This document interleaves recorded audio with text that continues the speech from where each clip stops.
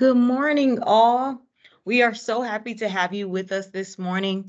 My name is Ashley Sanders, and I work with the Apex Accelerators, the East Michigan Apex Accelerators. If you guys are not familiar with Apex, we assist small businesses with government contracting, and that applies to whether you don't know how to find a contractor, maybe you do know how to find contracts, but you need assistance with improving your response, or maybe you need assistance with going after certifications. Maybe you need assistance with building a marketing strategy, which is perfect for our topic for today. But if you need those areas of assistance, that is what Apex Accelerators focus on, and we offer it all for free. But today, the focal point is not only on us, but we also have an amazing guest that is coming to share with us basic marketing guide to be able to help contractors be able to position yourselves more effectively when you are marketing and reaching out to these government agencies. So without further ado, I know you're not here for me, you are here for Jennifer. So I am going to pass the mic over to Jennifer. Awesome. Thank you so much, Brooklyn and Ashley, everybody over at the Eastern Michigan Apex Accelerator. Good morning to everybody on the East, West Coast, and in between, and thank you for sharing your time with us today.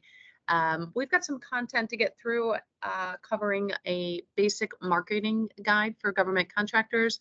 So today's presentation is primarily geared towards companies that are either kind of scratching their head and thinking about getting into the federal contracting sector, or maybe you've taken some baby steps and conducted some market research, or you're maybe kind of in the space already and struggling with just trying to find your way through all of the weeds and the various avenues that government contracting can take you down. So again, thanks everybody for sharing their time. I believe that we will send out the slides, and I think today's session is being recorded. So again, thanks to the Eastern Michigan Apex Accelerator for making this happen and putting this all together and helping to promote it. So as mentioned, I'm Jennifer Schaus. I'm here in downtown Washington, D.C. I've got a slide that will tell you a little bit about us, and then we'll get into today's presentation. Again, this is very, very basic information. So if you're well versed in government contracting, this is probably not for you. But for anyone else that is still, again, just starting out, we've got some good tips and tricks for you. So a little bit about us. As I mentioned, we are based in downtown DC and primarily work with established federal government contractors. And by established, I just mean that doesn't necessarily need to be prime contractors. It could just mean you've got, a couple contracts either as a sub or even further down the daisy chain that maybe you're a third tier subcontractor. And we help companies with everything from market analysis. So that would be digging into the data that you guys can all do for free. It just takes your time, either through data aggregators or the various websites that are out there. And we'll talk about this later. But we will comb through the data to help put together a more or less a government, a B2G, business to government business plan for you. And then another part of our service is actually taking that plan and putting it into action. So executing it through business development and what we call capture. Identifying opportunities. And then once you identify opportunities, you're going to have to write a proposal. So we can assist with that. More specifically and kind of more of a narrow focus, we do help companies get onto the GSA schedule, as well as other contract vehicles. And we did a webinar last month with this great Apex Accelerator on GSA schedules, and we've got plenty of webinars out there on them. Separate from these services, we do put on events, conferences, and a whole host of webinars that I'll tell you about in just a moment. But please, I would always say, especially if you're just starting out, please go to your local Apex Accelerator for counseling, just getting educated about the market. The more that you know about the market, the more successful you'll be. You kind of have to invest in yourself and in the market to learn as much as you want to. And we're so lucky to have access to basically everything at our fingertips through our laptops and our phones to get data and information. So use your time wisely to, again, understand the market. As mentioned, we meaning my organization, we have almost 700 videos on our YouTube channel. They're all about government contracting.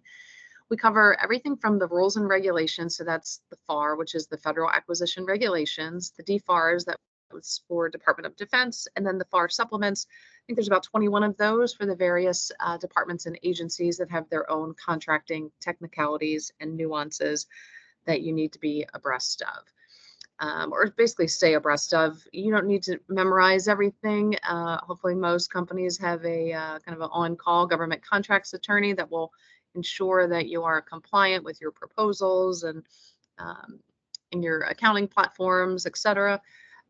But you should just know at least that the FAR, DFARs, and FAR supplements exist, and that, again, these are the rules that the government must follow when they are either conducting market research or awarding contracts. So if you take the approach of reverse engineering, putting yourself into the seat of your customer, again, these things would be important to you. Again, they're on our YouTube channel and complimentary. We've also got webinars on basically everything we're talking about today: sales, marketing, capture, compliance, pricing, basically everything A to Z and all in between, even FOIA requests and bid protest and you name it. We also have sales playbooks on departments and agencies. Again, you can find this on our website. We're not here to talk really about that.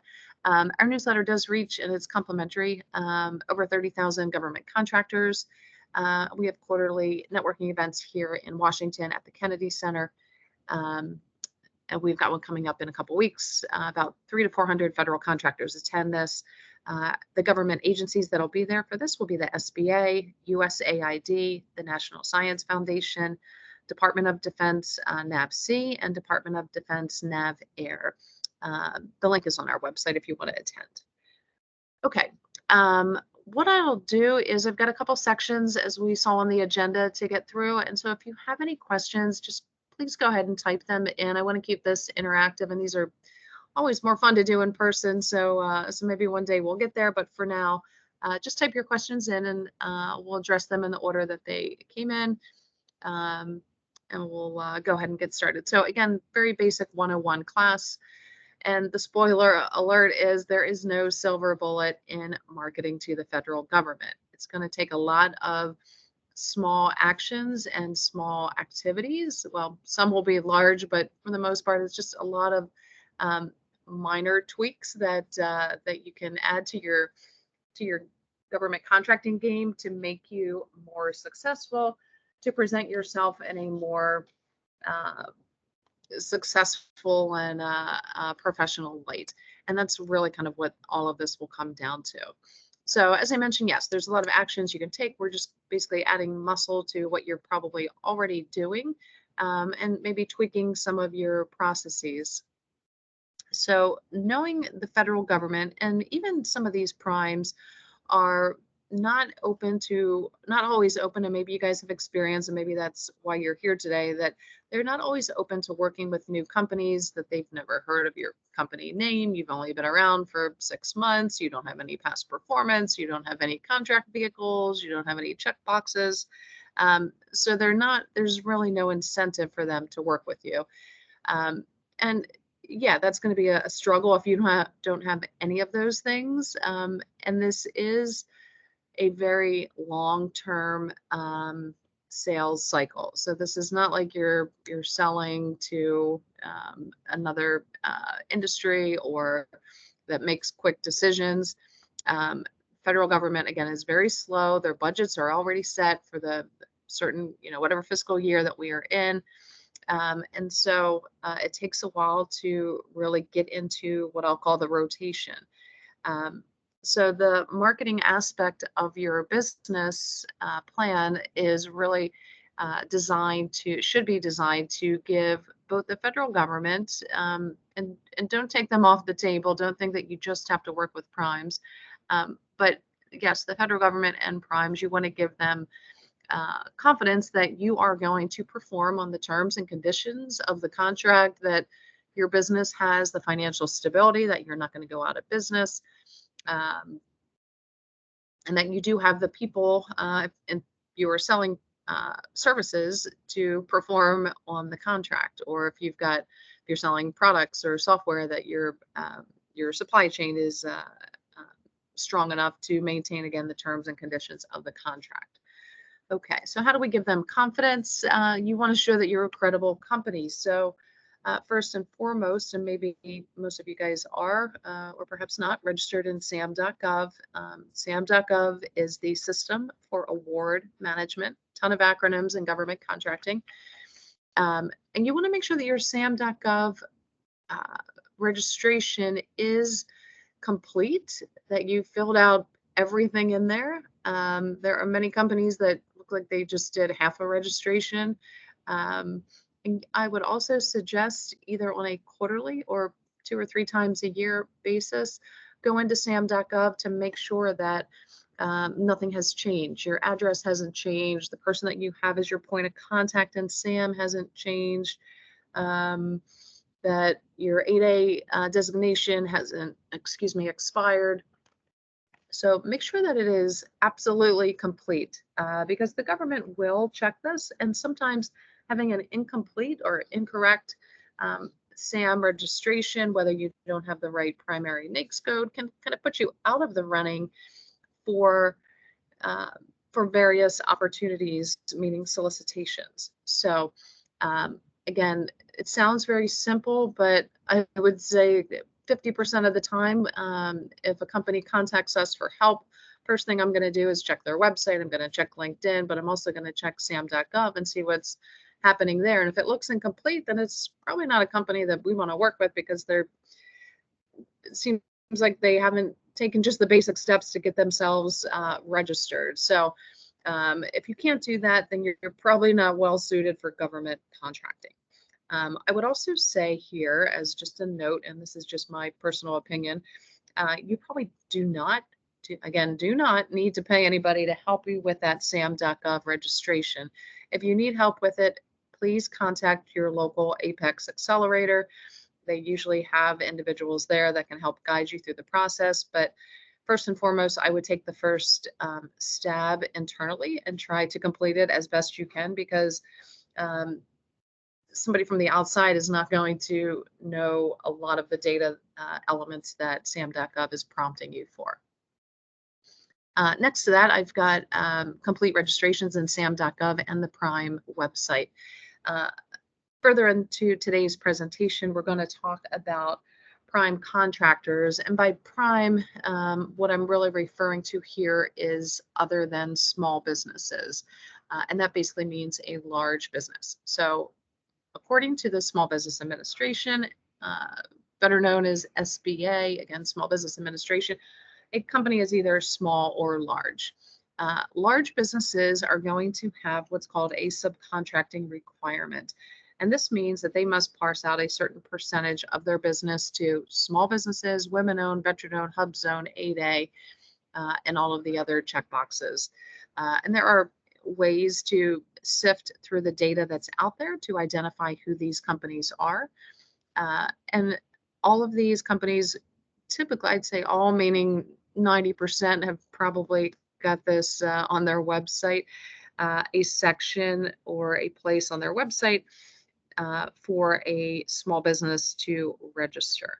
So if it's, Lockheed or Northrop, Raytheon, any of the usual suspects that are out there, go to their website, register once your sam.gov registration is complete, because some of the data they're going to ask you for will be pulling from SAM.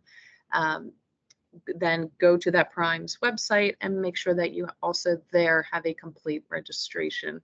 Now, how do you know which primes to pursue? That's going to come down to market research, and we're going to talk about that a little bit later, because you just don't want to register on all, hundreds of thousands of large businesses and spend your time doing that, hoping that one day somebody is just going to be looking in the database for a company that provides IT professional services, because there's going to be a bazillion of those, and wow, they're just going to call you. It does not work like that. But it's also important that you are registered in that Prime website as a small business, and that your registration there is complete. Because once you have a short list of prime contractors that you want to work with, again, we'll talk about this a little bit later in the presentation, the first question they're going to ask you is, oh, have you registered in our website? Or in our small business database, or whatever they call it. And every company may call it something a little bit different. So your answer to that, obviously you want it to be yes. So again, just keep that in mind, that ensure that your information is complete. If you're 30 days out from getting a 8A certification or a Hub Zone certification, wait until you have those, or veteran or whatever it is, wait until you have those. So it just makes it easier than to check another box in their website. But again, don't expect that just because you're registered in either of these that your phone is going to be ringing off the hook, or that suddenly this is going to make you more attractive, because the truth of the matter is that the government and prime contractors, meaning large businesses, do not have a shortage of small businesses to work with. The missing element is not, the 8A, the Hub Zone, the veteran owned. The missing element is really the small businesses with past performance, who are credible and stable.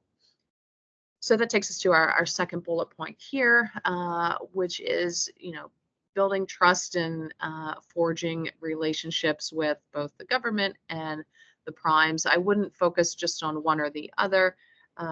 You want to be diversified in your approach, and make sure that you kind of have always a plan B or a backup. And we'll talk about how to get in front of these people face to face, and shake some hands and that sort of thing. There's a lot of organizations out there where government folks are showing up in person, either speaking, or they're part of a committee within an association or something along those lines.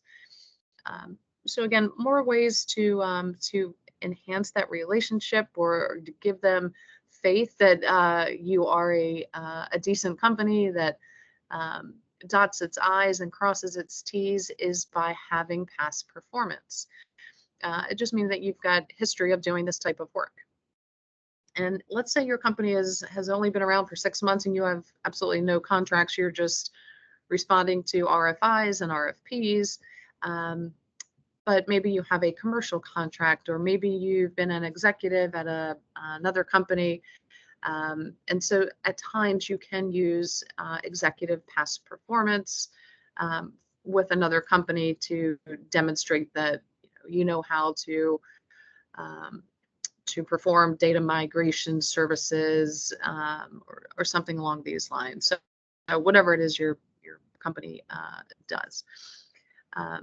I'm just going to pause for a moment and just say, as a side note, this just kind of brings me to a point that you want to make sure that you do one thing and do it well. You don't want to be providing, for example, landscaping services, but then also you've got a software program that you're trying to sell.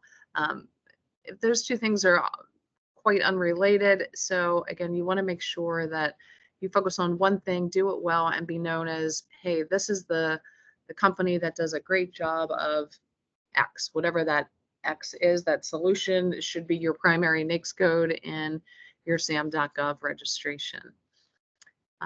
In the event that you have any contract vehicles, and contract vehicles is just a government jargon for a mechanism for the government to get to you. And this could be a small business set-aside designation. It basically gives the government a box to check to say, this is why, aside from your capabilities and credibility, this is why we are contracting or selecting this company.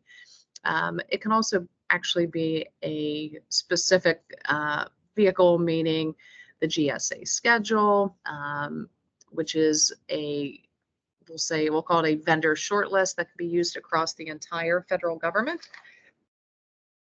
And there are also contract vehicles that various departments and even agencies have. So DHS Eagle, NASA SOUP, Navy Seaport E, the list go on and on and on and on. And so you want to first identify your customer or prospect determine what is their preference for how they purchase your specific solution. So if you're selling software, if you're selling product, if you're selling services, you can do all of this research on the various .gov websites to find out how much of your solution has been purchased, and drill down even further to say how much has been purchased by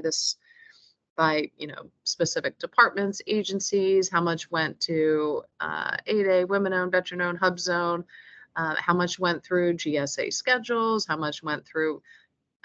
So hopefully you get my point here, that you really want to be narrow and focused again in not only what you're offering, but your target market. And once you narrow those two pieces, you'll hopefully hit your stride. You should hit your stride as far as finding a really good sweet spot to go after specific solicitations.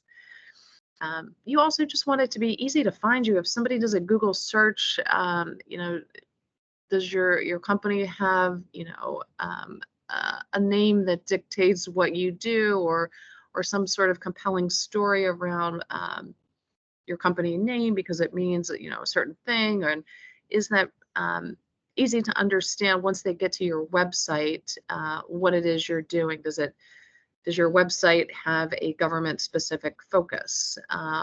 Do you have all of the data that you should have on your website? Or does it look like you're just selling to anybody that happens to land on your website? So again, the more you can do to show that you understand government contracting, you speak the same language as them, you understand the contracting nuances, you know how to play the government contracting game. They're not going to have to spend a lot of time with you to educate you, because you've already educated yourself on government contracting as well as the opportunity, and understand that department or agency's needs because you've read news articles. Again, presenting yourself in a better light, a more educated light, a more professional manner, the more likely the department or agency, the person, is going to be willing to work with you. At the end of the day, people buy from people, and I know that you guys have probably heard that 100 times, but it's worth repeating. So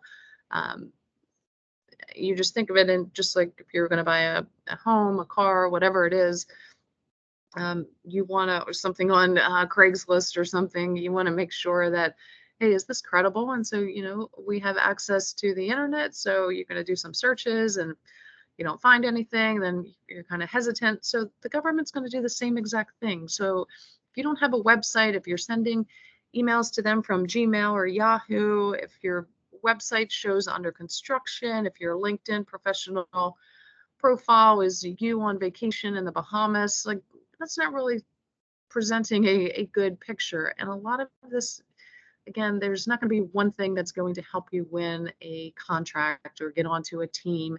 It's just doing a lot of very little things along the way to, again, present yourself in a professional, credible manner, again, that gives people confidence to work with you. And let me just move to the next slide. But let me just pause. I'm going to take a sip of my coffee and see if there's any questions. And if not, that's fine.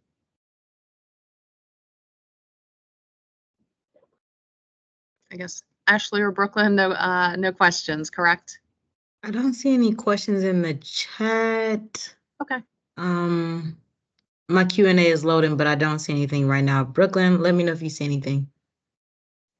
I am also not seeing anything yet. Okay, sounds good. Okay, I'll keep rolling here.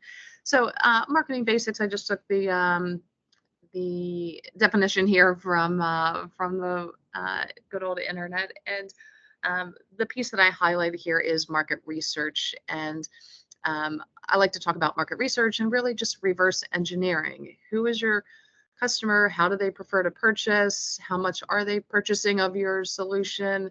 And let this data drive how you make decisions on how to spend your time, on how to spend your resources, which really translates to how you spend your money and where you're kind of investing your capture efforts.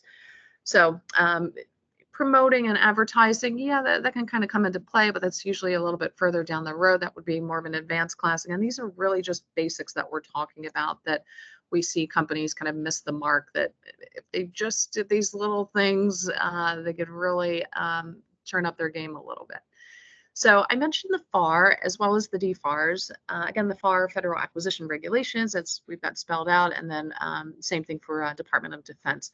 Again, these are the rules and regulations on how the government must conduct research, and in some of the other parts they get into awarding contracts and just various rules that they need to follow. So if you're kind of going down this path with me, and you've bought into the fact that reverse engineering and market research makes sense to understand who is your customer, and what do they have a taste for, then you probably want to spend some time looking at, listening to and looking at the slides for market research on the FAR as well as the DFARS. Those are both complementary. But it will tell you that, the government can conduct searches on contract vehicles. It can go into the SBA's Dynamic Small Business Database. It can basically just do simple Google searches, that sort of thing. So once you know where the government is looking and how they are looking for vendors, then you can put yourself in those places. It's really that simple.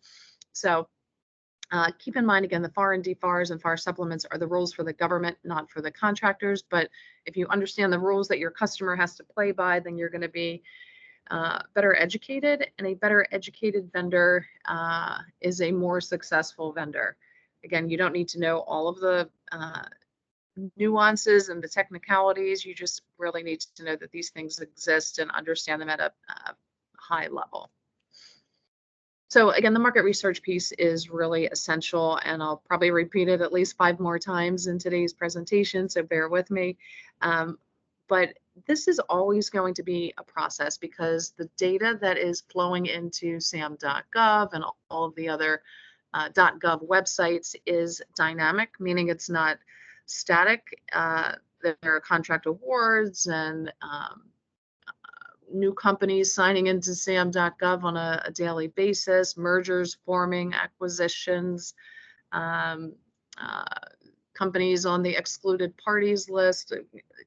The data is just going in and out all the time. So your market research should be a process. And again, you can conduct the market research on the .gov websites, or you can use any of the many data aggregators that are out there that aggregate the federal government data, and you just pay, I believe, a monthly subscription fee, or I think you can also probably, with some of the firms that do this, pay them to conduct some market research for you. I would highly encourage you to have a monthly subscription, again, because the data is changing on a minute by minute basis. So you want to make sure that you're kind of reading from a script that is current, and conducting your making business decisions based on current information. When we look at advertising in today's day and age, obviously you want to focus on digital, and there's a lot of ways you can do that very economically these days, just by creating even your own YouTube videos, explaining what it is that your company does and does well. And again, some of these things may pop up as the government's conducting market research. Again, you're probably not going to win a contract just by having a great YouTube channel with videos about educating customers about what you do. But again, all of these little things will add up to present you as a formidable company that has the strength and to maintain the terms and conditions of contracts, and is a reputable vendor for government contracting. The business development and the sales, a lot of that will come down to just your processes being in place, making bid, no bid decisions, and having just the right people. Are you hiring people that are presenting your company in a professional manner? Are they showing up to conferences on time? Are they getting speaking engagements to tout your services or your product or software, whatever it is you're selling? Are they showing up in flip-flops and jeans and a t-shirt thinking that they're Mark Zuckerberg, or are they dressed in a suit professionally groomed with a great handshake and, business cards that don't look like they've had coffee spilled on them and breadcrumbs. So again, all of these things really just add up. Not one of those is not going to force you to lose a contract, as well as any of those little things are not going to make or break a deal for you. So use the data. This is the most important thing, and that will help drive the creative side on the marketing. So there's no other market that's out there that's like the federal government. So again, this market research is absolutely essential. The more time you spend on that, it will then allow you to, that should be your compass on for marketing. So I just listed some of the various websites as well as the data aggregators that are out there. There are more websites that you can go to aside from these once you get into a little bit of the weeds with comparing your pricing to other vendors within contract vehicles. There's a lot of tools out there, and again, this is really where this market is unique. If you were selling to, I don't know, hospitals or the food and beverage industry or tourism industry, hotels, you're not going to be able to find out who the incumbent was, how many proposals were submitted, what somebody's pricing or hourly rate for their project manager with 5 years of experience is. So again, use this data to your benefit. This is, I think, the biggest mistake that companies make, especially those that are just starting out, is I think if I was a small business just starting out and wanting to sell to the federal government, then I would probably just invest a lot of time with my local Apex Accelerator. I keep wanting to say PTAC, and really understand how to conduct the market research, because that is, again, it's basically like climbing Kilimanjaro without having a map. You need a map to find out, or you need a Sherpa to get you from the bottom to the top successfully. So again, reiterating, use the data, reverse engineer. Also, the SBA, Small Business Administration, publishes a scorecard at the end of every fiscal year. And the scorecard has information on has two things. One, it will identify each of the federal departments and how they did with their subcontracting goals, their small business goals. So how many contracts went to women-owned, veteran-owned, hub zone, 8A, and all of the others. And then they get a score, A+, B-, C+, D-, whatever it is. So if you are in one of these small business or multiple boxes that your company can check, you should be looking at this information and also use it to drive your business strategy. Because let's say once you've conducted your research, you find that Department of Energy is really the way, the path forward for path of least resistance for your solution. And they maybe did a horrible job with hub zone companies, and you are randomly happen to have this hub zone certification. So you can use that as an incentive. However, you never want to lead with your small business designation. You always want to lead with what it is you do, your past performance, your actual capabilities. You want to make sure that that is why you are being selected, and that's 99.999% of the time. The checkbox is really just a cherry on the top. The government, again, is risk averse, so they want to work with a company that has that past performance versus saying, oh, we selected this company just to meet a set aside goal. It's never really going to work that way. So don't ever lead with, hey, we're a hub zone company, and oh, by the way, we also have this capability. Nope, that hub zone comment should really be reserved for the kind of end of the conversation. It should be everywhere, though, on your website, on your capability statement. It should be visible, but they want to work with you because you can meet the what they're calling out in the statement of work. This SBA scorecard will also, that's the first half. The second half of it, the other second piece of information on the SBA scorecard is designated for performance for how the large businesses did with meeting their subcontracting goals. And so again, this is another area, again, just to pay attention to, and can help drive where and how you spend your time. The last bullet there, I listed some websites for, I call this a little bit more advanced once you start having create, if you're selling labor, typically you want to conduct some research on what the market, the federal market will bear, typically within contract vehicles for hourly rates for, various job titles. So competitive analysis is not super easy to conduct, but the data is out there. And through a couple clicks, you can get the information that you need eventually.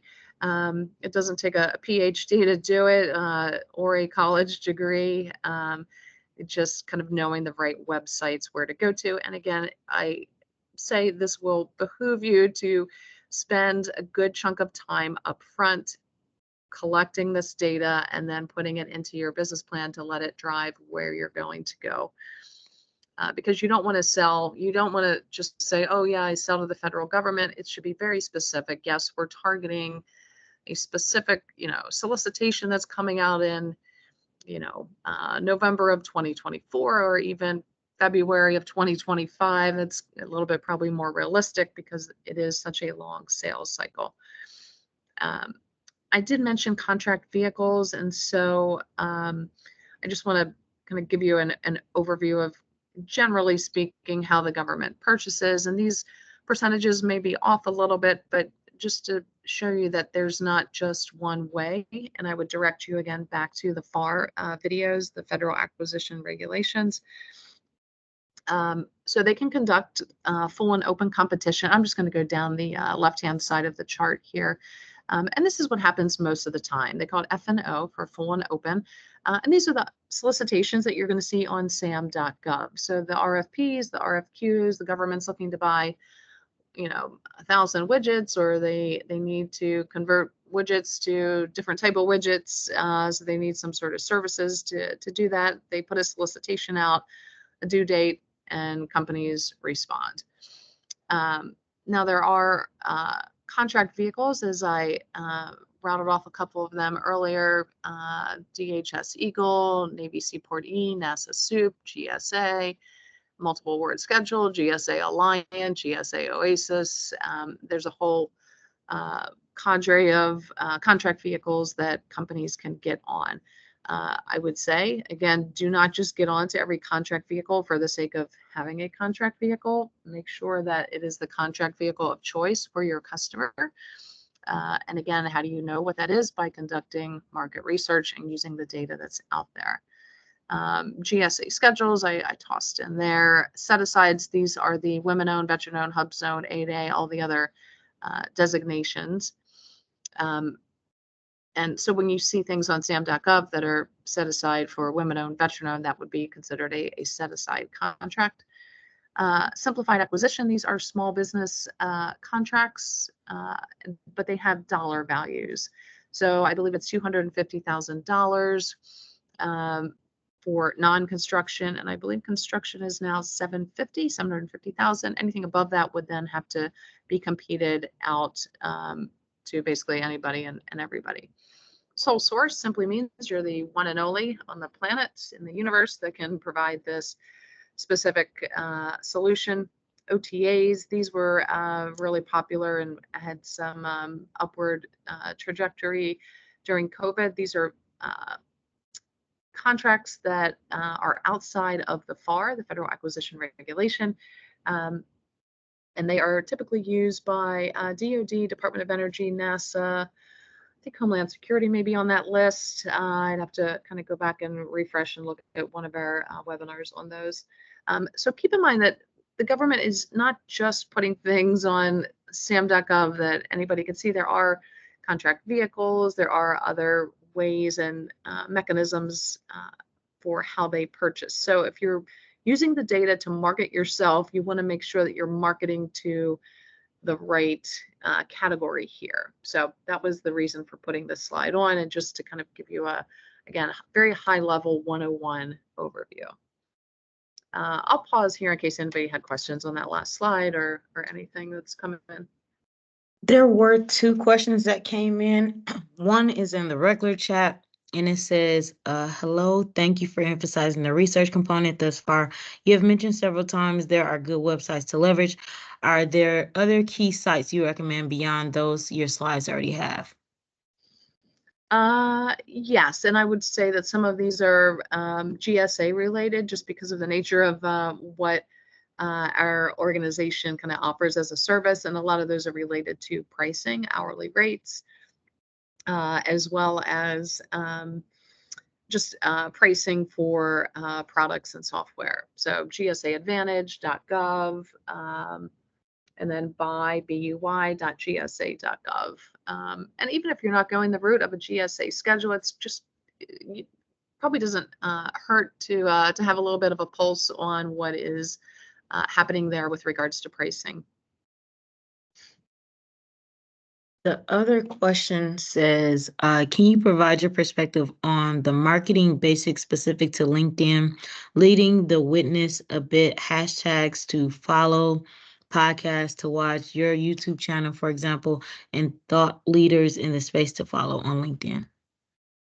Yep, and we'll talk about LinkedIn. I think I've got a couple slides. I do have an example of kind of what not to do on LinkedIn, so we'll cover that. And I do have thought leadership and as kind of something to discuss as well. So we'll get to those in a moment. I appreciate those questions. Thank you all. Appreciate it. Okay, so we'll keep moving on here. At this point, then, it makes sense to tie what you've done in the past to what you're trying to do in the future. And so just using relevant past performance, again, whether it was if you and another person were executives at a big company, or maybe you and some other people had a company together and the band broke up and now you're on your own. You want to use that, whatever you've done, wherever your area of quote unquote expertise is, to demonstrate that, hey, this is what my capability is, and I can therefore, Mr. Government or Mrs. Government, help you solve your problem. And a lot of this, I'll just kind of digress here, is staying abreast of your target. Once you've conducted all this research, if it is, Department of Commerce is your target, and specifically international trade, ITA, International Trade Administration within commerce, you should have Google Alerts set up to receive news notifications about anything that they're doing. You should be on their public affairs website for the department to make sure that you're also staying abreast of anything that's happening there. That you've got as many contacts as you can from there. Who are the top 100 vendors within Department of Commerce? All of this is public data. It's just going to take your time. Are there any hearings on the Hill that are related to Department of Commerce budget? If you're in the local DC area and it's a open hearing on the Hill, then I would say go sit down and go listen and hear kind of what their, is their budget being increased, decreased? What are they focused on? Where are their pain points? So when you do have the opportunity, the rare opportunity to meet with these people in person, you are speaking to them in an educated manner. Oh yeah, I was just at the hearing for your FY25 budget. I understand that, I don't know, whatever's being cut, or that you guys are getting an increase for cybersecurity. That's basically what my company does. We can help you with that, or something. But you probably want to throw in some knowledge that you have based on the research that you've done, again, through news articles and hearings and everything else. Do you know what their mission statement is? Do you know a little bit of history about the department? Do you know who the head of the department is, the political appointee? What's the culture like in this department? If you are providing services where you're going to have, as they say, butts and seats, and you're going to be on site at the department, are your people, going to gel with the government folks that they're working with? So just having a lot of this knowledge and talking to people and conducting research, this will certainly help you. Regarding capability statements should be, in my opinion, a one-pager. 1.5 if you have to, 2 if it's really necessary. I don't really think it is, especially if you're just starting out. Then you're, I think, being too verbose in your presentation of your company. It should have your logo. It should have maybe just a one-liner about your mission statement. It should have your past performance with logos of the departments and agencies that you worked with. It should be very easy. Somebody should not need a magnifying glass to find your email address or your phone number. And that also holds true for your website and your business card and your auto signature. We're going to talk about those in a moment. So you should have one, just kind of, I'll call it bland, vanilla capability statement. And then you should have others that are tailored towards the actual opportunity that you are pursuing. And so the more specific you can be in that capability statement, the better. You should have these on your website. You should have them quickly at your disposal.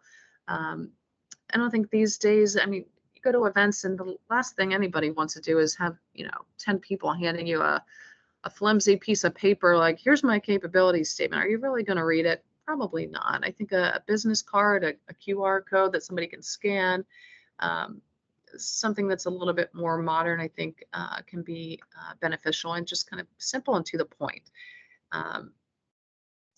Something that's in bulleted format, easy to read with a couple of the words on the screen highlighted as I've kind of done here. If there are any associations that you can join that are related to government contracting, whether it's NCMA, APMP, I believe that they've changed their name, NDIA, AFCEA, CCAF, there's just a host of associations and organizations related to government contracting. Throw yourself into the membership committee or whatever committee that you think you maybe have an interest in, just to meet the other members. The other members potentially may be prime contractors, meaning large businesses. They may be government, or they may be very successful small businesses. So don't discredit somebody just because you saw on their website they're 8A and women owned. They may be, on the larger side of small and able to be a teaming partner, joint venture partner, whatever it is. But I'd also say that you want to show that you are a leader in your industry. So that's why I'm saying don't be the landscape architect as well as the IT professional services or software company. Pick one thing, do it, and do it really well and be known for doing just that.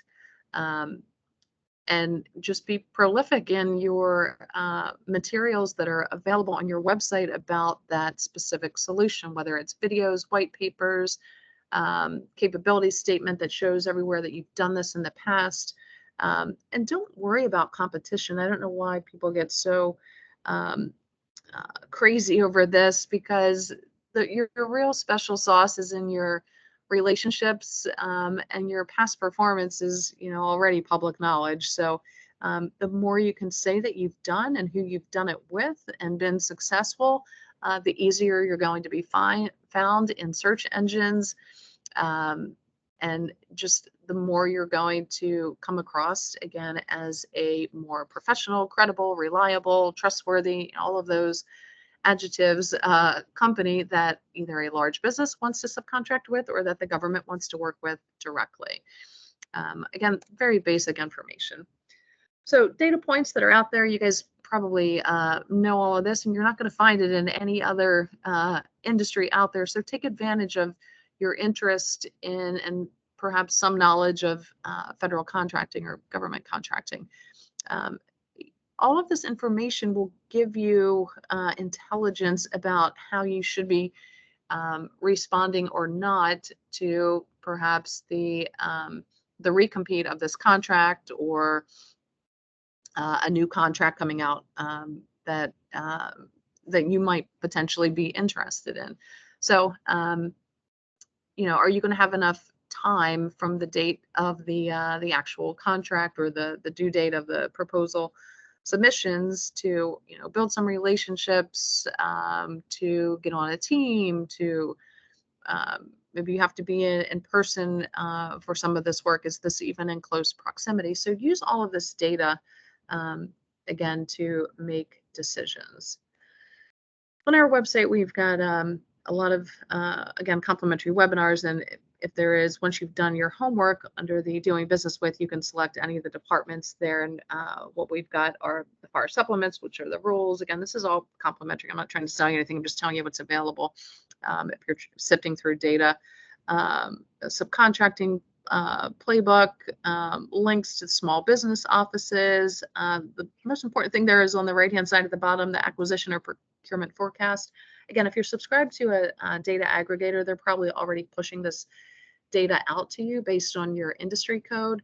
But make sure you know what's happening. And at that point, when you're looking for opportunities that are probably 6, 9, 12 months out, or even further, as I've got listed here, that should give you enough time to start shaking the hands, meeting the right players, whether they are influencers, contracting officers, program managers, and know the difference between those things. We get a lot of people that contact us and say, oh, I'm trying to find contracting officers. Well, they're not really going to help make the decision on who the government's going to purchase from. The program managers will. So again, get educated, make sure you know who is who, use your Apex accelerators for this education, use videos that are out there, whether they're ours or somebody else's, whatever resonates with you, wherever you can kind of get the biggest bang for your buck, to really understand the market and, again, understand the rules and how the government plays, and then insert yourself strategically into those places. And again, I think I talked about specializing and just providing good value. So I'm going to take another sip of my coffee and see if anything has come in. And we'll talk next about kind of LinkedIn and some of these other platforms. And I think we're almost at the 10 o'clock mark. Yeah. Looks like we just have one other question that came in. It says, you answered my question about QR codes and scans, but that doesn't really even seem like that's a question, but that was a comment. Okay. Okay. Well, I'm glad that we satisfied that person's question. Thank you. Yeah. And please feel free to add any comments or questions. I don't claim to know it all. I'm just telling you, with my 20 plus years of experience and gray hair, what I have seen work over the years. What's worked for us is, marketing to government contractors, and then also helping them market to the government. So let's dig into it. We've got best practices 101, then we have 102. The section after that is must-haves and then conclusions. So I think we will be okay with time here. I think we're here for 2 hours. So, and some of this is just repetitive, so maybe it makes sense to kind of go through this again. So I did mention, does your website even speak to government? And maybe some of your business is regular commercial, not as a subcontractor, but just, kind of B2B or potentially B2C. But if you are trying to sell to the federal government, then make sure you've got a section for, industries we serve or federal government or something that they would click on that then, speaks to, that has the government language that they understand, that you understand, and they know that you know. What does your auto signature look like? This is my pet peeve. Oh my gosh. We're going to talk about that in a second. Your LinkedIn profile, both your business as well as your personal, meaning like you're the one that just basically has your name, and then you should have one for your business as well. Business cards, capability statement. I already talked about basic and tailored. So your company name should be set. You should have a logo. It doesn't need to be anything fancy, but just something that has your logo. Is it easy to find? Again, your email, phone number. How do we contact you? Do you need a magnifying glass, or do I need to take a picture with my phone and then zoom in? Again, make it easy. Somebody gave me their business card. I don't even know where I was recently, and it was black business card on both sides, and the background was colored in black, and then the font was maybe like a light blue or something, and it wasn't even a big font, but and it was a very nice texture. So I was like, oh, this is like, to touch it, it was memorable, but I couldn't see anything. I had to take a picture probably 3 times before I could get the person's name. The font was too small. I couldn't even couldn't get to their email address. And I was just like, this takes, like, when you walk away from an event with 50 business cards, and 1/3 of them you can easily read and you understand what the company maybe does, And you can see the person's name and phone number and email, which are really the most important things. Those are the ones that are probably going to get your quickest follow-up. The ones that you can't read, again, make it easy. It's really that simple. If you have any contract vehicles, you obviously want to list those, set aside designations, and then your NAICS. I've mentioned NAICS a couple times. If anyone's super new, NAICS is your North American Industry Classification System. It's a 6-digit number that identifies what it is your business does. And I'll leave it at that. And when you are going to in-person events, which yes, they're at least in the DC metro area, there's plenty to attend. Again, make sure you show up on time. Are you dressed professionally? And these days, a lot of people are business casual, but I would say dare to be different and put the suit and tie on, or put the skirt suit on with the heels, and or your fingernails have dirt under them, or are you showing up in a professional way? Because the looks do matter. I'm not saying you need to be a supermodel, male or female, but again, just looking like a professional is when you do have the rare opportunity to meet the government, or potentially a teaming partner or a prime or whoever it is. Again, you just want to come across as professional, credible, trustworthy, reliable, and some of it is just by how you show up. The business card, we talked about that. If it's a business card this is thin as toilet paper, you probably don't want that either. But something that, again, is easy to read, has a nice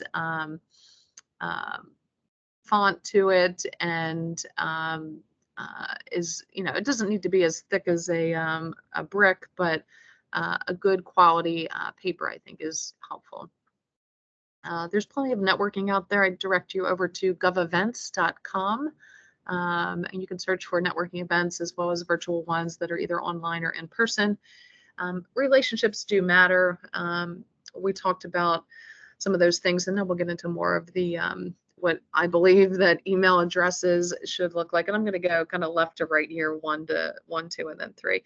So if I get email from John's Construction, say I'm at the government decision maker or influencer, and it's John's Construction at Gmail, okay, like maybe I'll read it, but it's not going to get high priority versus, let's look at the next one. Now we've got John at abccompany.com. Okay, a little more. It seems like a legitimate company, but number 2 kind of screams to me that, well, if it's just the person's first name, it's probably a really small company. But if it's, John.doe or J.doe or whatever at the business, then I'm thinking, okay, there's a bigger company. And I'll tell you, this true story, I mean, and this is nothing earth shattering, but I think it was a week or 2 ago, somebody had contacted us. And the first thing I did before I looked too closely at the email, I knew the name of the company name kind of popped up. And so I did a quick search, went to their website, and I was like, wow, this seems like a really big company. Yeah, maybe there's something we can do together. And then when I saw the email address, it was just like number 2. And so suddenly I thought, okay, this is a company probably with less than 5 employees if the person's sending me this from their first name. So present yourself like the company that you aspire to be, to put yourself in the best light possible. And I'm not advocating lying or anything, but if you have John.doe, then it means that, hey, your company might grow someday where there's not just one John working for your company. Again, it just presents you in a more professional, credible company manner versus the other extreme in box number 1. Doing any of these things, again, I'll reiterate, I am saying these are not going to win you a contract, and they're not going to cause you to lose a contract. Plenty of people with email addresses that look like the one in number 2 have won contracts.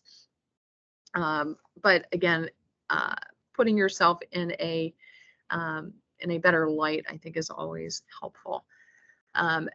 With auto signatures, I again go crazy over this, so we'll go kind of left to right here.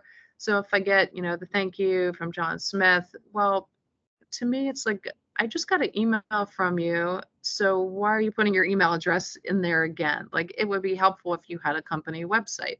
So let's move over to the second box. Again, John Smith, hey buddy, I already got your email. If I need to save your email address or whatever, I can easily just hit reply. Like, again, I'd like to see, now I'm going to have to, in box number 2, and have to then open up a browser, type in ABC company. Was it .com? Was it .net? Okay. And then it's based on what I see in box number 2, there's probably, a website under construction is what I would guess. So I probably wouldn't even want to take the next step to dig up the company. Box number 3, I'm getting a little bit happier here because, okay, I've already got his email address, so he or she doesn't need to repeat it. But now I can actually click on a link and go to their website and see what they do. So I've got a little bit more faith in this company. As we move to the far right, and sorry to be so elementary here, but I can't tell you how many emails I get from people that have their email address in the signature. I just don't understand the point of that. The fourth box on the far right, okay, now we're talking. Now this is like, hey, I think this is a legitimate company. Even they may not even have any contracts, but at least they are presenting themselves like they are credible and that somebody I would take a phone call from, or I would respond to that email more so than the box on the far left or even any of the other 3.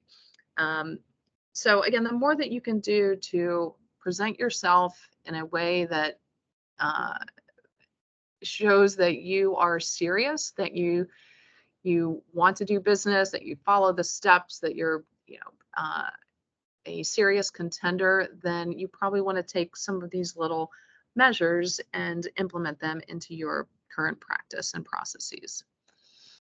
Okay, LinkedIn. This is also a big beef for me. So this is, hopefully you can't see the person's name. This is actually kind of old that I pulled this up from. So let's just say this is John Smith. He's president at, John Smith Enterprises. So I don't think the person had a picture of themselves, or if they did, it was, their trip to the Bahamas and they're on the beach versus, maybe just having your picture, with an American flag or something that kind of speaks government contracting. When we look at the box where it shows experience, this is the default, the picture is what I'm talking about. The default logo that LinkedIn will provide if you don't have a business page. It does not cost you anything except 5 minutes of your time to create a business page and put your logo on there. Okay, 5 minutes. So again, if I had gotten an email from somebody and it has a link to their LinkedIn profile, which is also, I think, a bonus, I would click over to their LinkedIn page and look for things that that give me a reason to either want to do business with this person and engage in a exploratory conversation, or to kind of put them on, hey, this isn't worth my time. I've got, more important companies to deal with versus John at ABC Company, who doesn't have a logo, who doesn't have a picture of himself or herself. So again, these just very little measures can, again, present you in a much better light. Let's go ahead and move on. Or let me just pause there in case anybody had more questions about LinkedIn. I'm looking at the questions. There's another question, but I don't think it pertains to LinkedIn, but I'll still ask it. Okay. It says we have a generic commodity office supply company. We only have WOSB to differentiate us. Should we leave this as a way for a government purchase to accomplish the small business requirement? Let's come back to that at the end. Yeah, thank you. Sorry.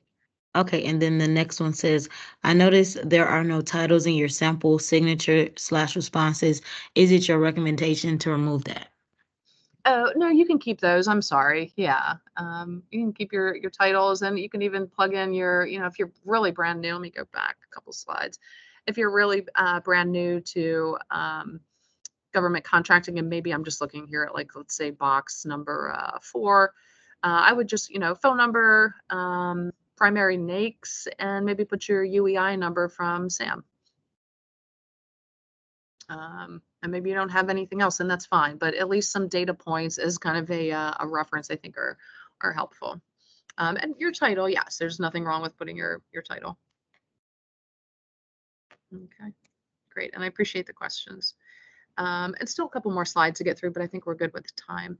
So once you start executing your B2G, business to government marketing plan, as I said, I think some folks might disagree with me. A two-prong approach is helpful by first going after the government directly as kind of your primary target, and then for small contracts that are out there, but then also going after these large businesses that have this subcontracting goal to meet.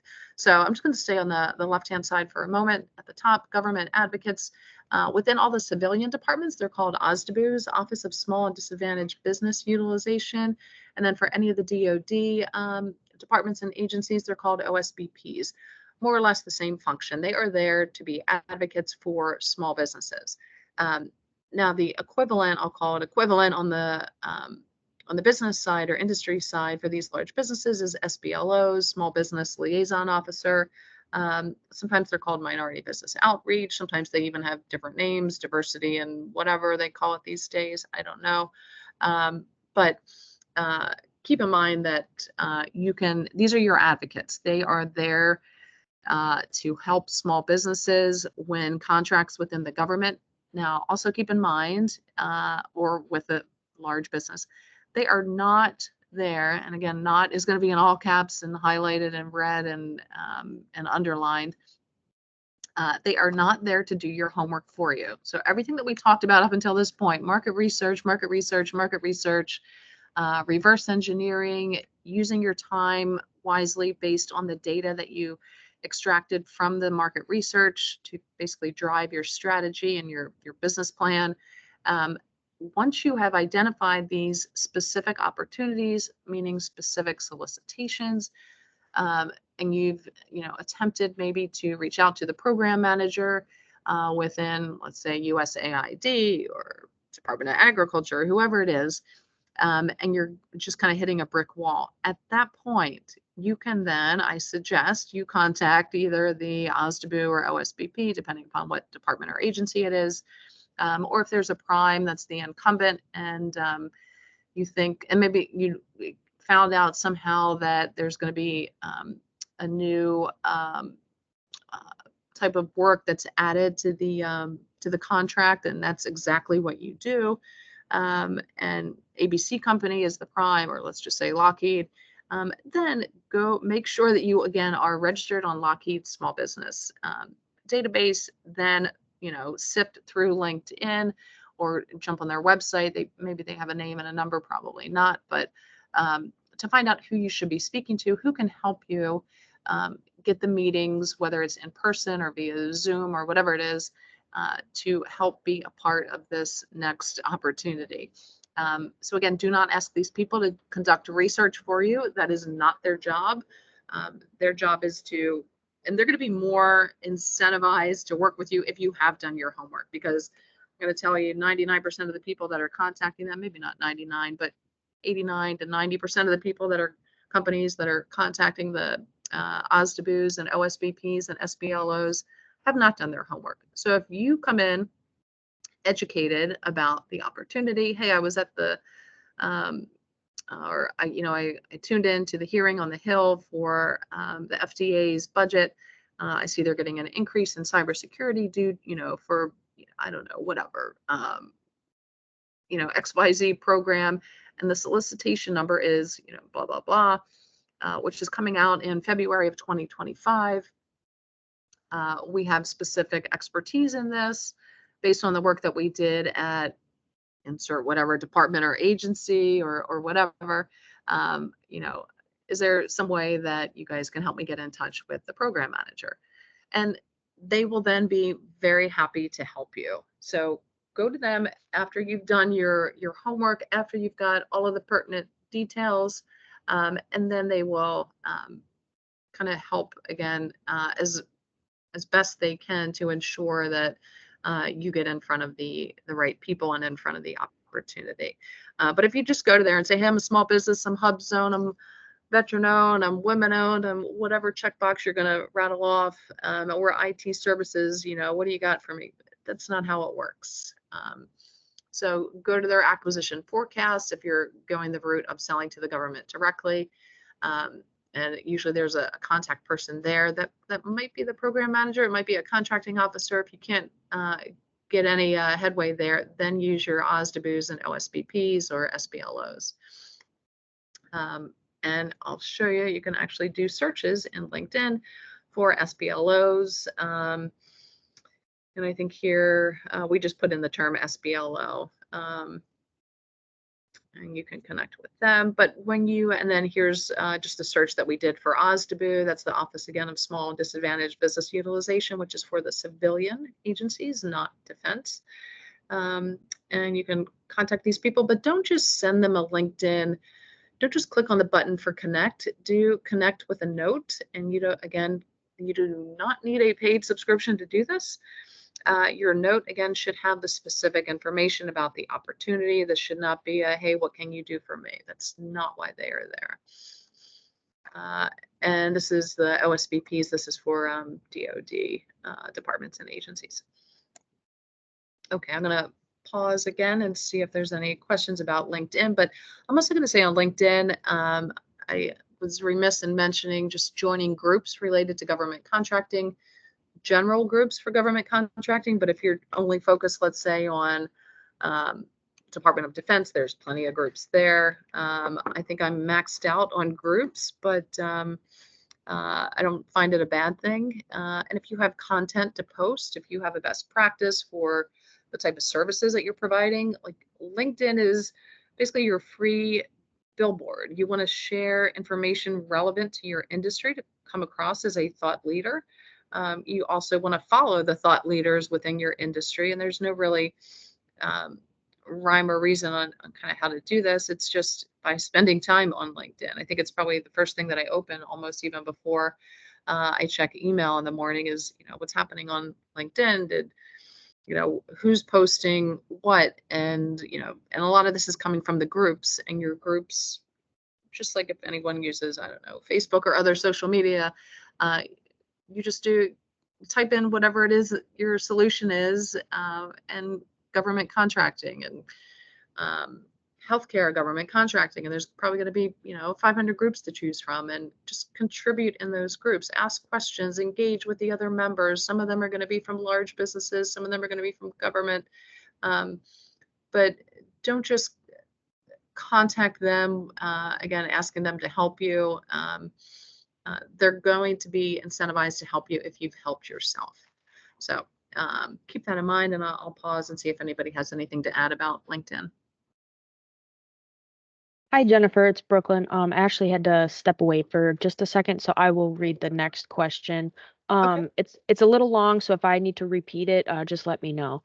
Okay. So this is a general question, not specific to a slide, but they ask, what is the current expectation within the federal government for in-person availability and participation? Regularly, some as needed. Thinking about those of us who are not primarily in the DC area. Further, what has been your experience on the willingness to engage remotely with companies? Is this different or the same with primes versus direct departments or agencies? Yeah, so thank you for the question, and I appreciate you offering to read it twice. So yeah, DC is the hub, but there are federal departments and agencies all over the world, not just the US. So whatever city you're in, find out what departments and agencies are there. Contact your local SBA office, your local Apex Accelerator, your local SBDC. You're going to have events, workshops, matchmaking. There's plenty of matchmaking that happens virtually these days through various platforms that are out there. I don't have all of them, but I would think that your local Apex Accelerator, again, SBA offices, can point you in those directions, and just general research on, if Department of Commerce or whoever it is, State Department is your target department, then see if they have other locations, not just, in the Washington, D.C. area. And you're going to find that, yes, most departments usually do. So you just need to, again, conduct the research and the homework. And all of the data is out there. So you just need to kind of sift through the data. And it almost would behoove you to do it yourself and kind of, get a couple gray hairs doing it, because then once you do it, and that's government contracting is, understanding forms, and sometimes it's trial and error. You don't want to waste time, but you also just don't want to push something off for someone else to do it and not really dig in and understand kind of this market that you're about to, attempt to break into or get into. So you're not going to open a car mechanic shop without ever having, popped a hood and looked under it and change somebody's oil. So I think conducting some of this market research on what departments and agencies have offices physically near you that, or maybe doing some sort of matchmaking event, or looking at the calendars for the federal government, looking at govevents.com. I mean, there's so many resources out there. You just really need to dig in, and that may take a Saturday or Sunday of your time. It may take an evening. It may take you away from doing something fun. And a lot of that is really what separates successful businesses from unsuccessful. Are they efficient in their time? Are they using the resources that are out there? And, are they being targeted and efficient and effective in their approach? As far as the government meeting in person, or even the primes, again, a lot of things are happening over Zoom.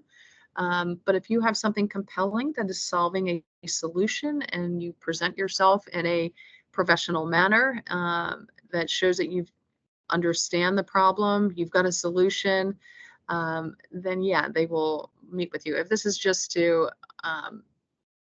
like random without a strategy or a purpose, long-term purpose in mind, then it's going to be harder to get those meetings.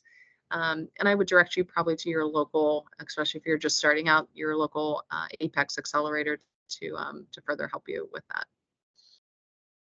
I hope that answered the questions. Thank you, Jennifer. It does look like we have one more. Sure. Someone asked, do you have any advice on getting past the primes small business person to the purchasing people? It seems we got stuck often after having conversations that go well, and they don't give the next contact. They just say, I will pass your information along. The West Michigan Apex did a conference with a prime that was looking for SDVs in specific areas, which we fit, but then they just said, we will pass your information along. So yeah, I appreciate the question. Thank you. Anything in government contracting is hurry up and wait. So maybe and I don't know if the prime gave you the solicitation expectation or the solicitation number that they were looking to kind of fill a spot for. Maybe they decided not to bid on the opportunity. Maybe the opportunity was supposed to be in July of this year, and it got pushed to February. So I feel like there's some missing information in the question to me, but maybe you didn't get that information from the prime either. So put that in, and if it wasn't a question that you asked, then maybe it's to the prime. Then maybe you come up with a list of, here's the data points that I need to know next time when I talk to a prime that's looking for companies like mine. Or maybe they met another company that that has better prices than you, or there's a lot of unknown. So it's just really grit and having these meetings time and time again. But going back to, how do you get past the small business person to the actual purchaser? It's just basically rinse, repeat, rinse, repeat.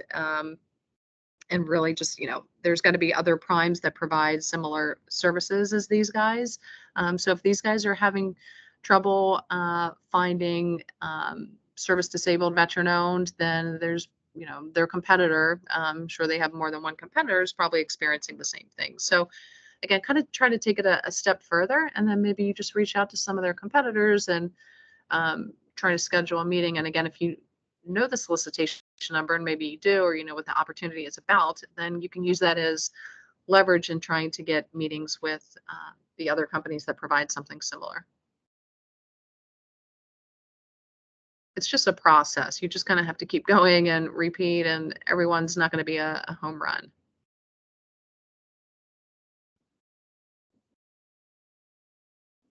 Anything else? I think that just about covers it. I don't see any more coming in.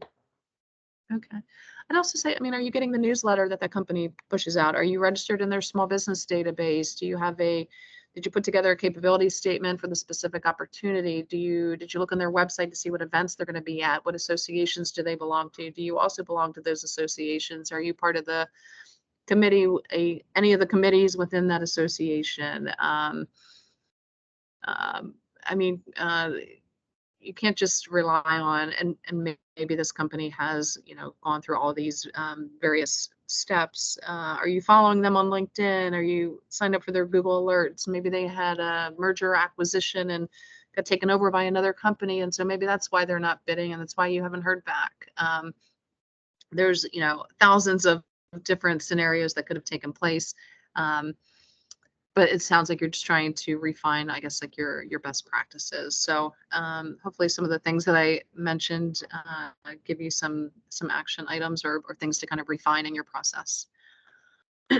So contract vehicles, I kind of put this as like a 102, because if you're just starting out, you probably are not thinking about GSA schedules or certifications, especially some that have specific timelines attached to them. But so contract vehicles, as I mentioned earlier in the presentation, but as a refresher, it's just a method for the government to get to you to purchase from you.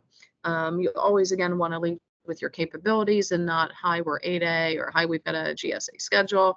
They really want to know, where is your past performance? What have you done in the past? So the box on the left is, just kind of more of maybe some first certifications or pieces of the puzzle to get, if it makes sense for your company. The 8A, I put an asterisk there and say, don't just get this to get it. It has a very strict, I'll say strict kind of terms and conditions, meaning that you're kind of once and done. Once you graduate from the program, after 9 years, you are not able to get the 8A certification again. So if you can't spell government contracting, you don't know what a cage code is, or you don't understand at a high level the FAR and the DFARs, then you probably don't want to get that 8A certification. Wait until you've got a couple contracts under your belt, and then pursue that 8A. Again, if it makes sense, if it's in your strategy based on the data that you pulled up. Once you're a little bit more advanced and mature and you've got some contracts, again, some of these I have mentioned in the past, again, only if they make sense. You still want to conduct market research to make sure this is how your potential customer, your prospect, whoever that is, prefers to purchase. Maybe they don't like the GSA schedule. Maybe they have their own agency contract vehicle. Maybe they're really focused on simplified acquisitions or OTAs or some other mechanism to make purchases.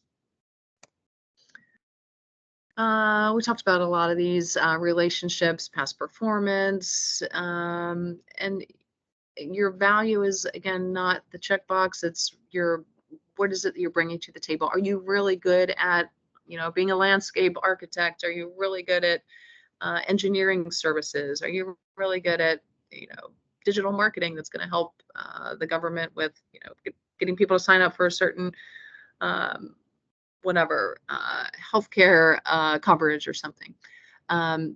Your pricing, when you're a subcontractor, the primes will more or less dictate your pricing. So most of these large businesses will have contract vehicles. So I would encourage you to conduct some research on the various government websites to look at their pricing to make sure that, if their rate for a program manager is $100 per hour, and if that's their rate, then they're going to dictate probably, I don't know, $85, $90 to you, or even less, just so they can be profitable. So before you start hunting down the Lockheeds and the Northrops or whoever it is in the world, you want to make sure that you're going to have rates with them that are not going to put you out of business. So don't put all this time and effort into a company that has rates that are so low that you're not going to find people to fill the positions, or again, will not be in your best interest. Let's move on. So here's just some must-have basics. I think I've got 2 slides here and then kind of conclusions, and that puts us around the 10:30 mark.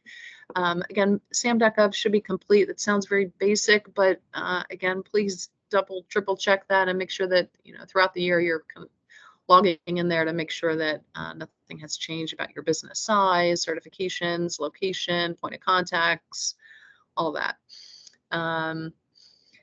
You should at least, at a minimum, have a landing page for your company, and get a professional email. The Gmail, the Yahoo, just it doesn't look good. It just screams, hey, I'm just starting up and I've got no employees and maybe I really don't know what I'm doing. The auto signature, we talked about that. That's pretty easy to kind of beef up. Business address. If you work from your home, which most people do these days, and nothing against it, if you wanted to have more of a business address, which, through some of these shared office workspaces, that can be helpful. It can also be good for networking, depending upon what city you're in, and if it's, conducive to finding potential teaming partners or opportunities, then hey, go for it. LinkedIn, I mentioned the just having a professional profile, you and perhaps a professional attire, professional background. And again, I'm not saying you need to go hire a professional photographer, but something that's not you and your family on vacation or your honeymoon or whatever it is, or your it should really, and I just take a conservative approach with this, but it should speak to your business. You should also have the LinkedIn business profile. Again, without it, it just looks like your business is, it's like if you've ever seen somebody walking down the street and maybe they missed a belt loop.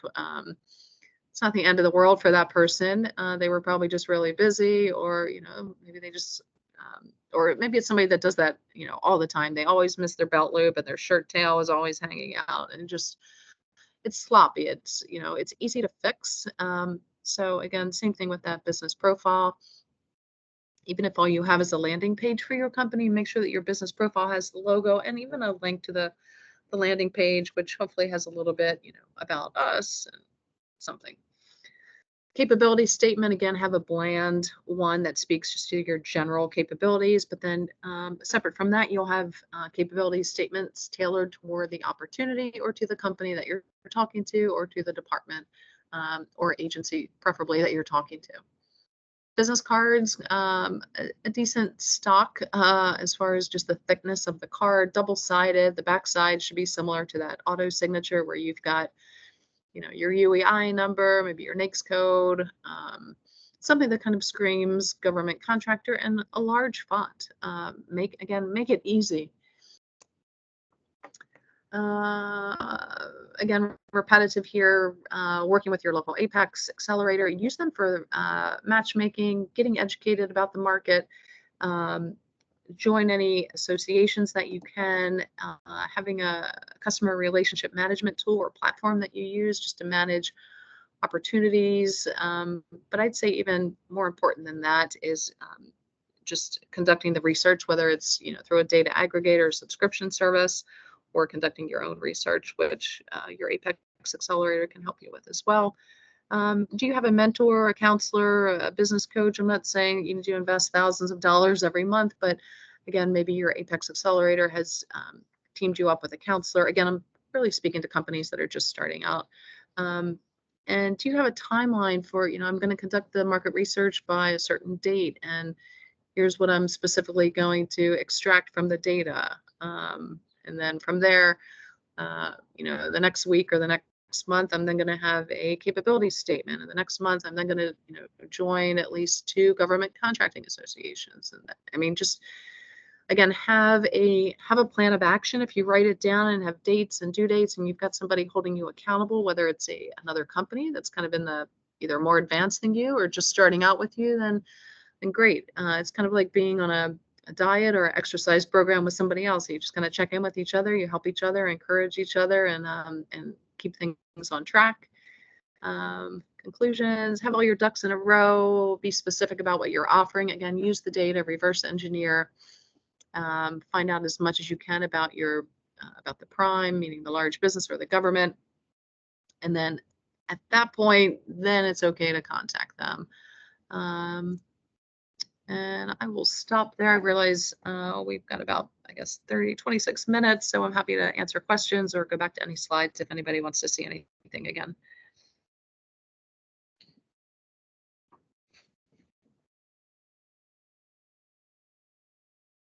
While I was away, was the question asked by Mike, I don't even know how to pronounce his last name, so I don't want to mess it up.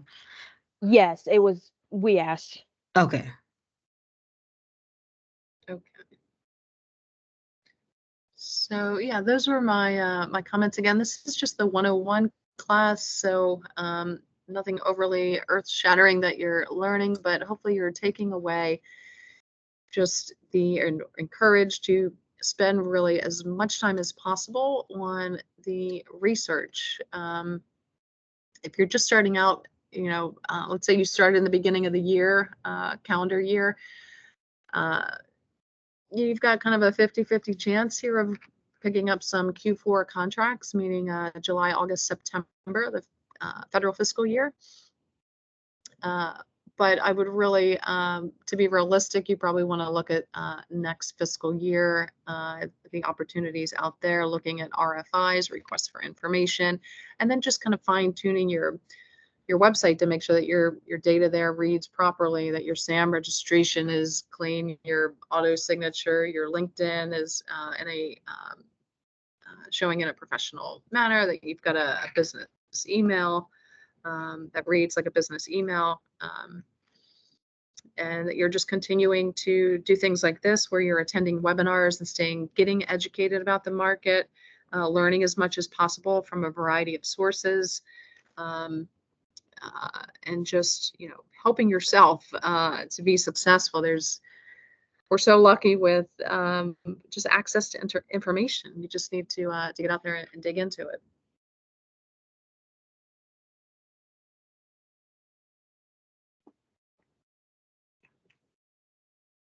I don't think I see any questions right now, but if there are any more questions, I would say definitely write them in the chat. And also, Jennifer, I just want to thank you on behalf of the Apex Accelerators for coming in and being able to present us with this information. Oh, thank you both, Ashley and Brooklyn. Thanks to the entire team over at the Eastern Michigan Apex Accelerator. And thanks to everybody who joined us. I know it was probably a little bit elementary, but sometimes the small things, once you start doing a lot of the little things, they will add up. And I'd love to hear from anybody that has success. And again, I appreciate everybody's time. So thank you for the invite, and thanks for sharing your time with me today.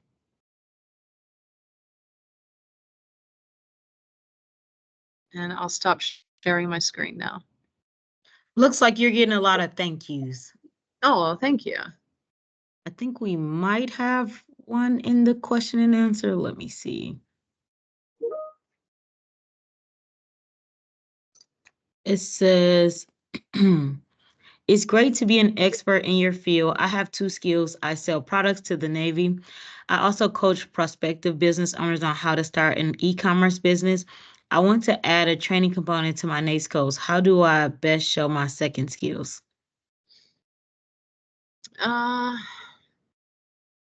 If there's a way that these can be tied into each other, then I would definitely add it to your sam.gov, and I would have maybe 2 separate capability statements and maybe 2 different portions of your website, one related to the training and then the other.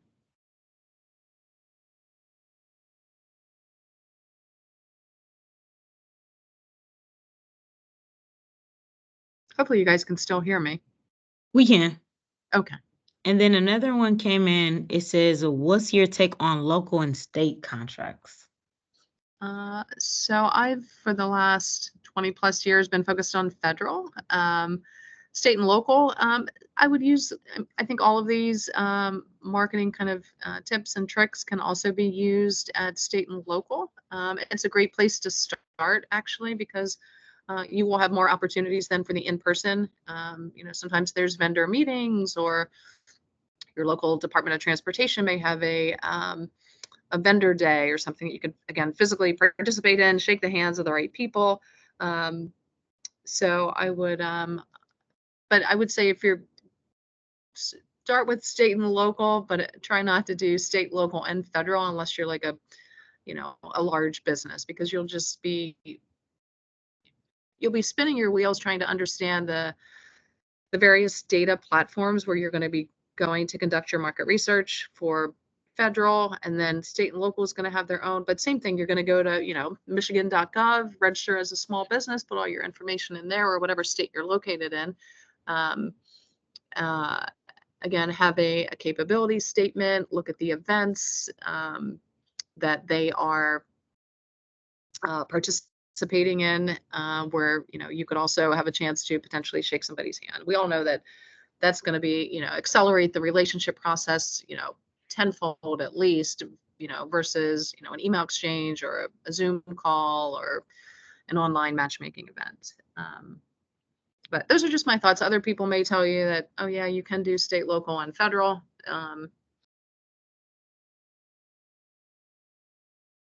But if you, spend a good 5-10 years in state and local, and you have expertise working with your local Department of Transportation, for example, then you could parlay that, years down the road to working at the federal level with state and local. So just using that relevant experience, it's going to show that you know how to work with government. It's going to show that you kind of understand transportation, and that it gives you kind of, that past performance is going to be advantageous versus a company that, never worked with the government.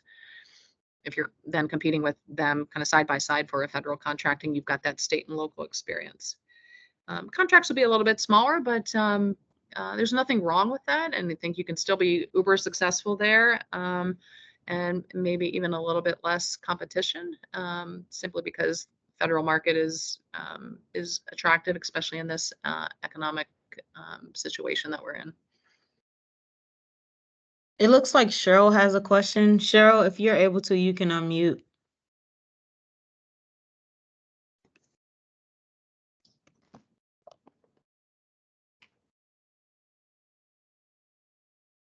I've allowed your mic, Cheryl, so if you would like to ask a question, go ahead. Oh, I'm sorry. You already answered my question. Okay.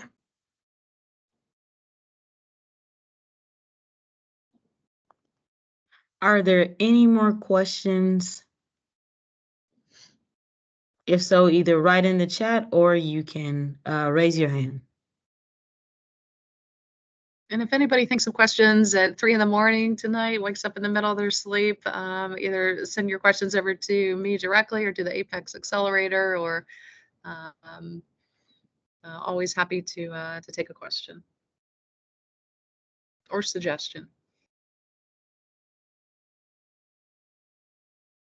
Let's see. So I don't see any more questions coming in. Okay. So with that, we will end today's presentation. Once again, thank you all for attending.